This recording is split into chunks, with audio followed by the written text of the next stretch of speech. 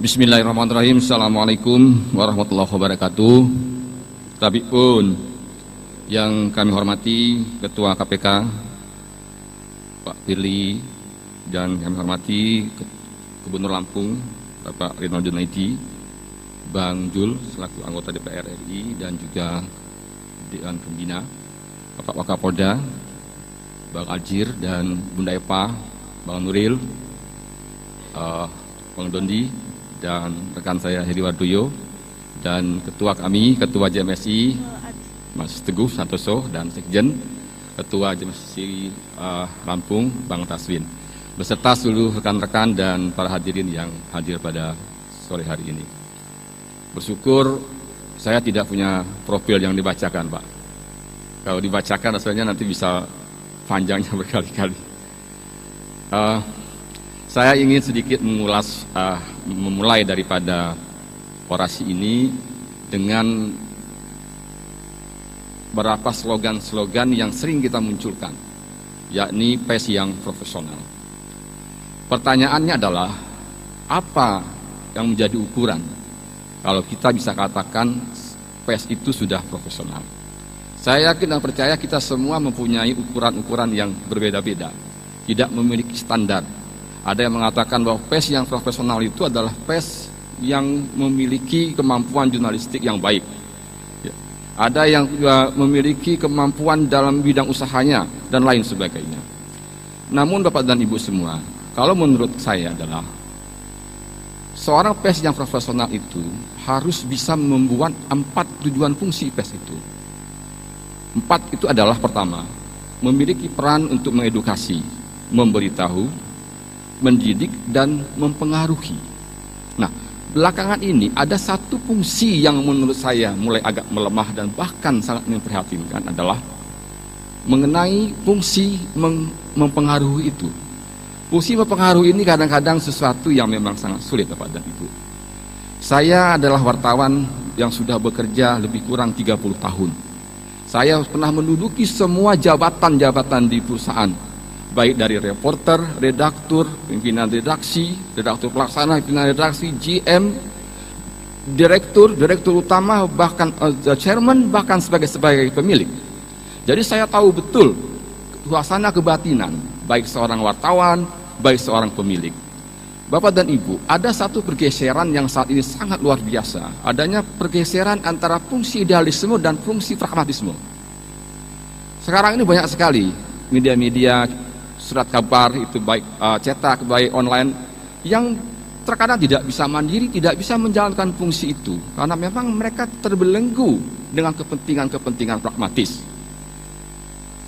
Jadi kadang-kadang media-media cyber, media-media cetak, kalau bupatinya udah marah, gubernur udah merengut, udah tidak bisa lagi memberikan kritik-kritik yang sebenarnya sangat penting, karena sesungguhnya itulah roh daripada surat kabar, roh daripada media. Kalau tanpa ada kritik, ya, tanpa ada fungsi itu, maka fungsi mempengaruhi tidak ada.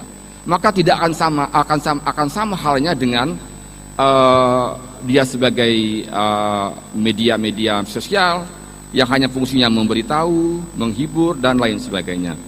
Nah, memang fungsi mempengaruhi ini sangat berat, karena memang fungsi mempengaruhi melalui koreksi itu akan menimbulkan ketidaknyamanan. Ada ketidaknyamanan pihak yang dikoreksi.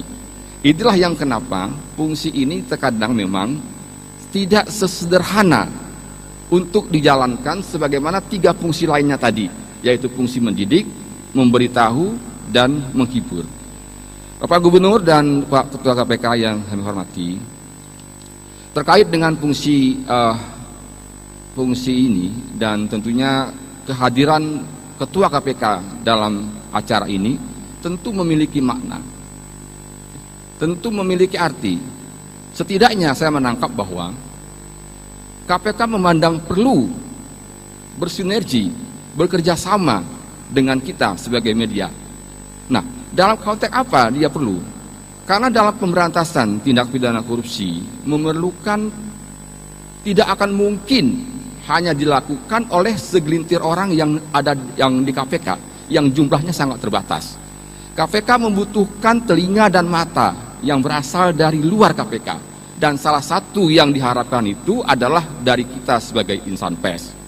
Nah, Bapak dan Ibu semua, dalam konteks profesionalisme ini, saya ingin bercerita. Pada tahun 1992 adalah merupakan awal di mana saya menjeluti bidang media ini sebagai sebuah reporter muda. Pada masa itu saya mempunyai pendapatan 75.000 per bulan.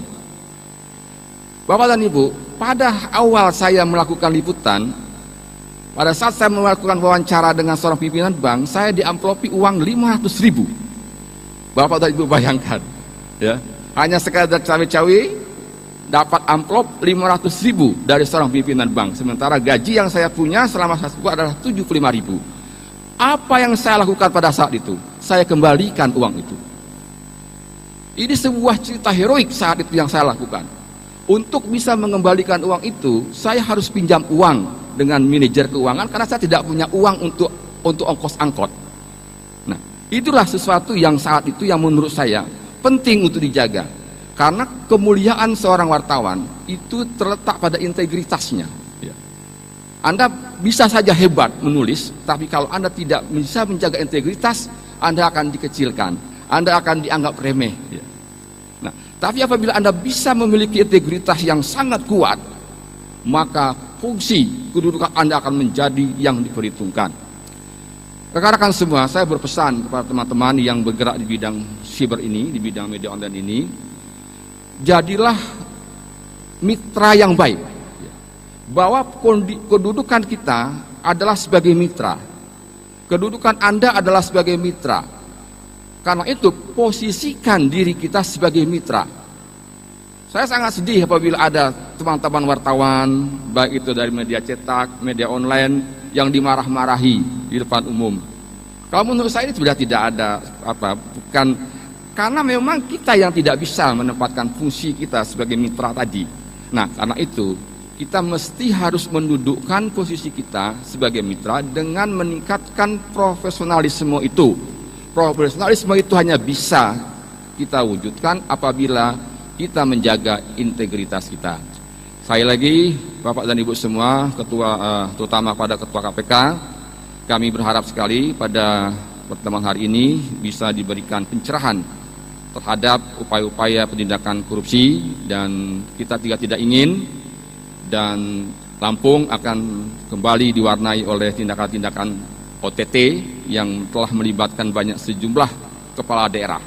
Dan menurut saya, apa yang terjadi tidak lepas dari kesalahan kita sebagai insan pers yang tidak melakukan kontrol yang dengan baik.